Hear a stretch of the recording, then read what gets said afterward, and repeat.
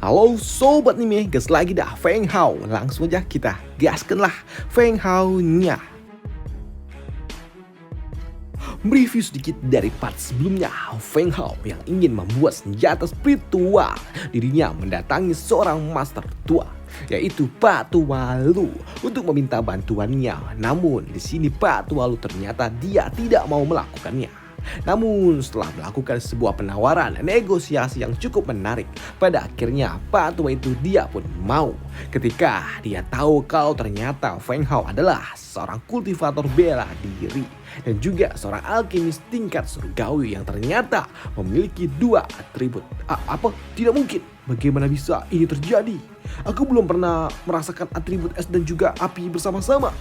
Bagaimana mungkin atribut yang saling berlawanan ini dapat berdampingan satu sama lain? Ujar Pak Tualu yang bingung bagaimana bisa es dan juga api dapat bersatu.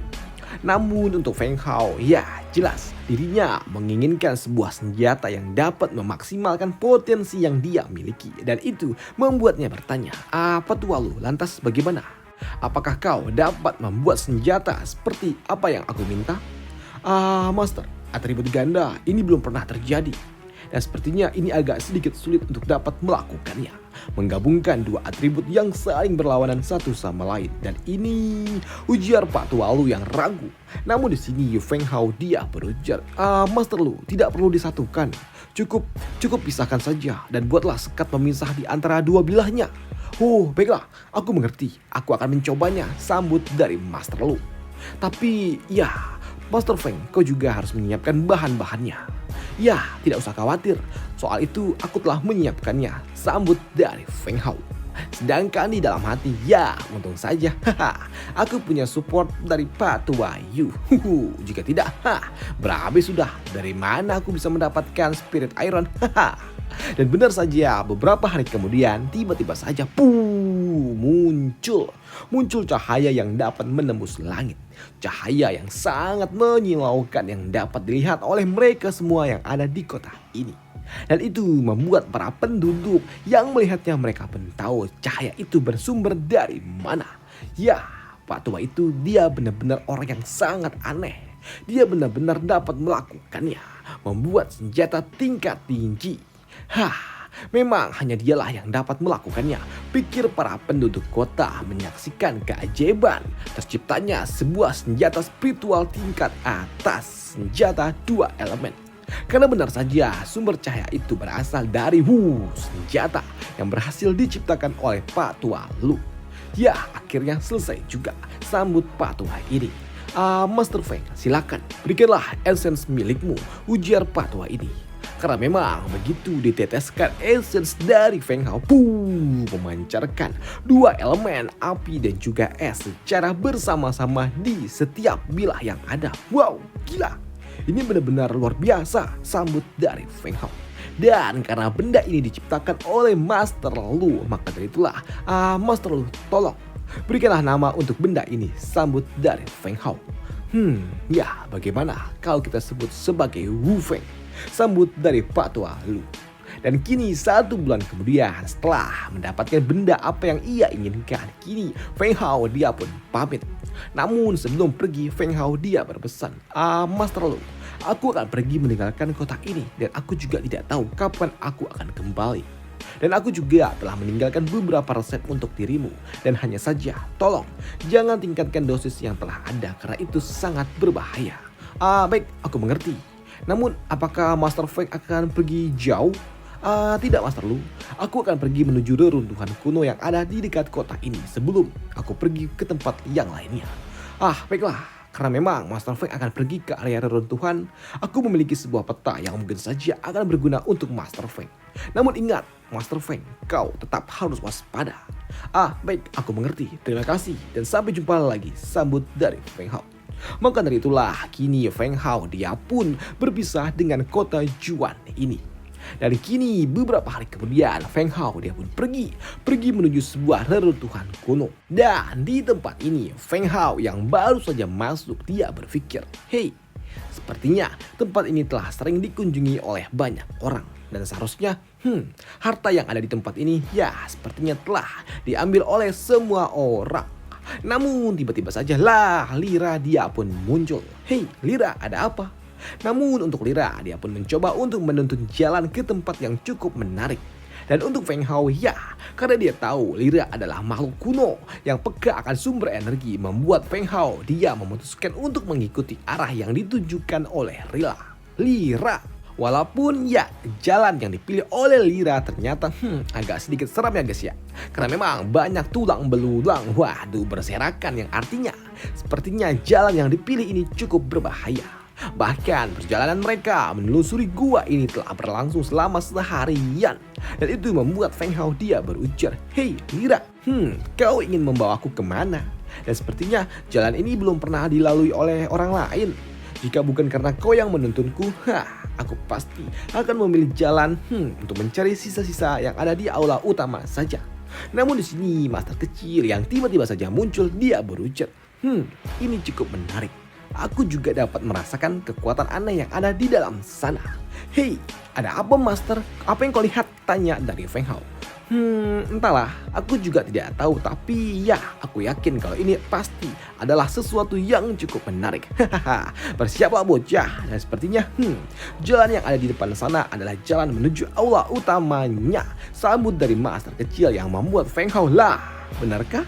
Tapi jalan ini sepertinya belum pernah dilalui oleh orang lain master. Lantas bagaimana mungkin, bukankah tempat ini telah ditemukan sejak 100.000 tahun yang lalu?" Cih, orang-orang itu mereka hanyalah sekumpulan orang-orang dungu yang tidak tahu luasnya akan dunia. Mereka hanyalah sekumpulan serangga. Tapi berbeda dengan mastermu ini. Tempat ini ya bisa dikatakan sebagai makam.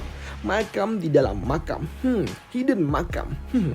Sembari terus melangkah maju, di sini master kecil dia berujar kalau di zaman dulu banyak sekali para orang-orang kuat yang mencoba mencari harta karun di dalam makam-makam kuno.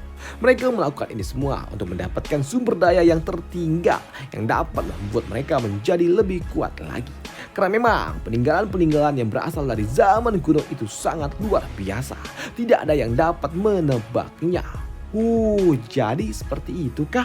Jadi berarti di dalam sana akan ada banyak barang-barang yang bagus dong. Aku jadi bersemangat nih. Pasti barang-barang yang ada di tempat itu pasti adalah barang-barang yang berharga, ya kan? Ujar dari Feng Hao yang begitu bersemangat.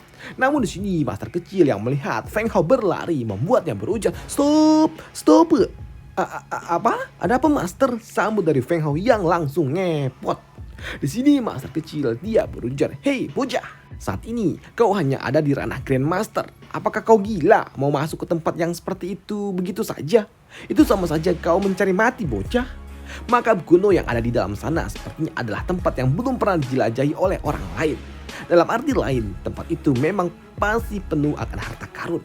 Hanya saja tempat itu pasti sangat berbahaya.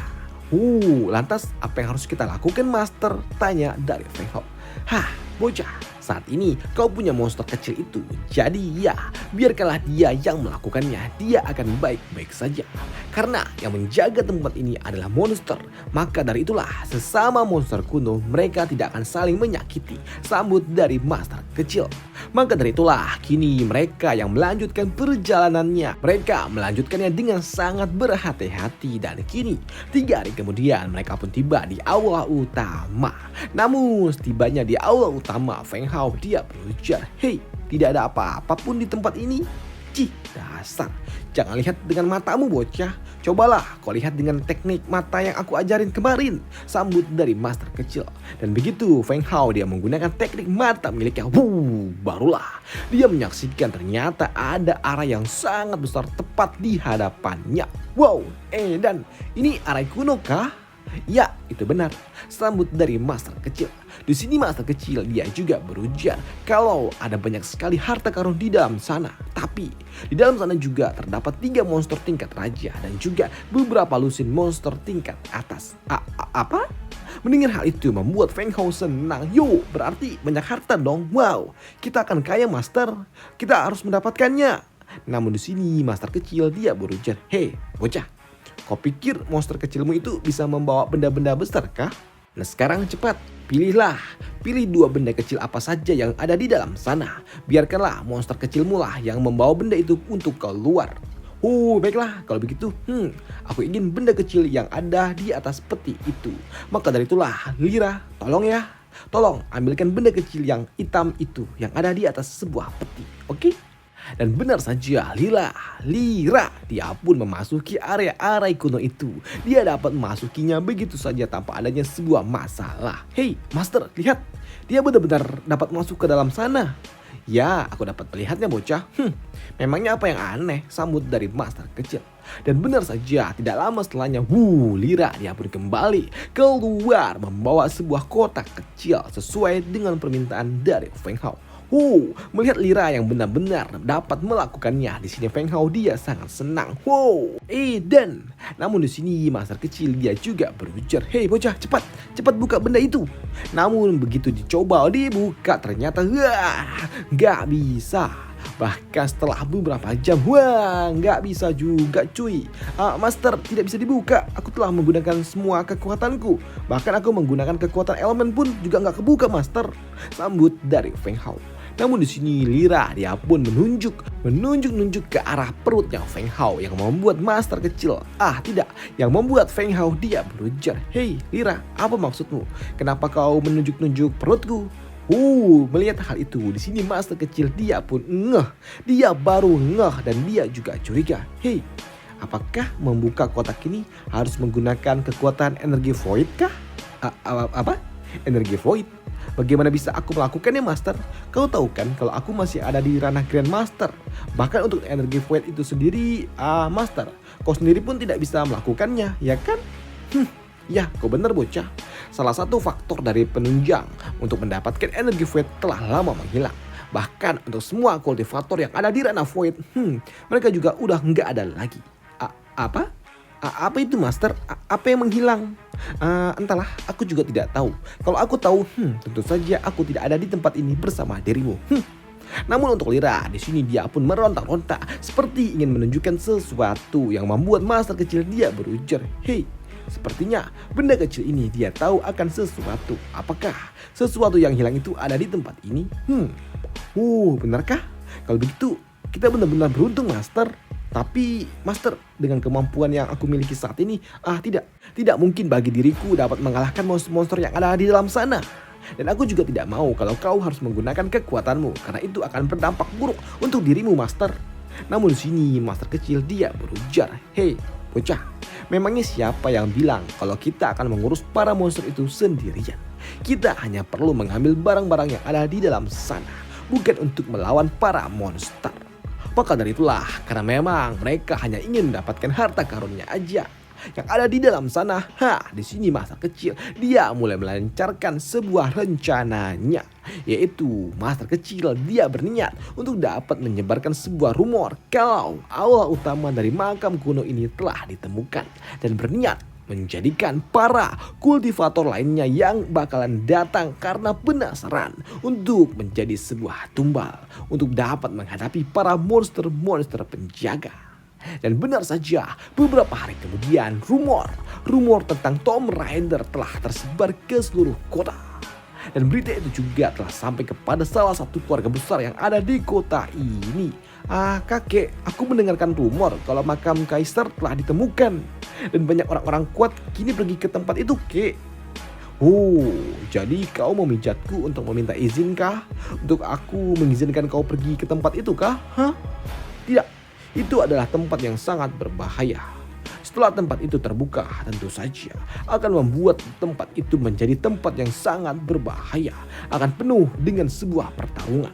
Dan kau adalah seorang gadis kecil. Bagaimana bisa aku mengizinkanmu pergi ke tempat yang berbahaya seperti itu? Tidak mungkin, sambut dari kakek tua ini. Namun di sini gadis kuning ini dia berujar, tidak kek, aku cuma ingin melihat-lihatnya saja kok. Memangnya apa salahnya melihat dari kejauhan? Baiklah. Tapi kau harus berjanji kalau kau hanya akan melihat-lihat saja dan jangan pernah ikut campur dan jangan pernah ikut bertarung dalam memperebutkan benda apapun yang ada di tempat itu. Oke kek, baik, aku mengerti kek, ujar dari gadis kuning itu yang langsung pergi ngacir meninggalkan kakeknya setelah dia mendapatkan izin untuk pergi ke area makam kaisar. Ya, berhati-hatilah dan ingat, kau harus menjunjung tinggi prinsip keluarga kita, tetap low profile, sambut dari kakek tua itu. Dan kini di sisi lainnya di area makam kaisar saat ini tempat itu penuh sekali dengan para kultivator yang berasal dari kota Juan, kota terdekat yang ada dari reruntuhan kuno ini. Mereka semua datang penasaran dengan makam kaisar yang telah ditemukan lebih dari 100.000 tahun tapi belum pernah terungkap, namun pada akhirnya kali ini akan terungkap. Maka dari itulah mereka semua datang berbondong-bondong untuk dapat melihat dan berharap mendapatkan sesuatu yang berharga dari tempat ini. Namun jelas hal itu juga tidaklah mudah bagi mereka untuk memasuki tempat yang penuh akan misteri. Karena begitu mereka masuk, sebagian dari mereka langsung terhempas. Karena mereka tentunya harus menghadapi sosok yang tidak mereka duga. Master, apakah ini adalah tindakan yang benar? Mengorbankan para orang-orang itu untuk menjadi tumbal agar kita bisa mendapatkan harta karun itu? Tanya dari Feng Hao yang melihat banyak sekali orang-orang yang harus tumbang ketika mereka harus berhadapan dengan para monster penjaga harta karun. Namun di sini master kecil dia berujar, "Hei bocah, apa yang kita lakukan ini adalah hal yang sangat normal. Karena memang kehidupan seorang kultivator itu sangat keras, bocah. Ini adalah jalan hidup bagi seorang kultivator. Karena memang sosok-sosok yang ada di dalam makam mereka sangatlah banyak, terdiri dari para monster-monster kuat. Tapi dari monster-monster kuat yang ada juga seorang kultivator yang memang tidak kalah kuat, yaitu seorang kultivator ranah atas. Master, lihat, ada banyak sekali kultivator ranah Venerate yang datang ke tempat ini, Master. Bahkan di sini Feng Yu dia juga dapat melihat sosok yang tidak asing bagi dirinya, dan itu adalah hei Patu Wahyu. Ada tempat ini juga kah?